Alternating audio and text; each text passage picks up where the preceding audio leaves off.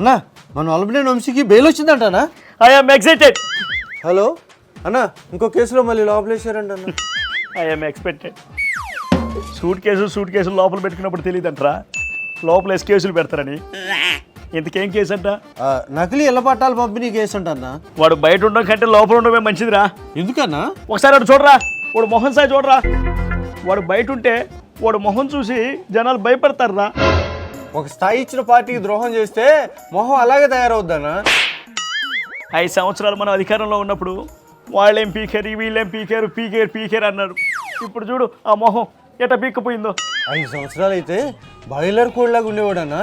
ఇప్పుడు చూడరా గోడ మీద బల్లిలా ఉన్నాడు. గాలి పీల్చుకోవడానికి కూడా కష్టపడుతున్నట్టున్నాడన్నా. గాలి మాటలు ఎక్కువ మాట్లాడితే గాలి పీల్చుకోవడం కూడా కష్టంగా ఉంటుందిరా.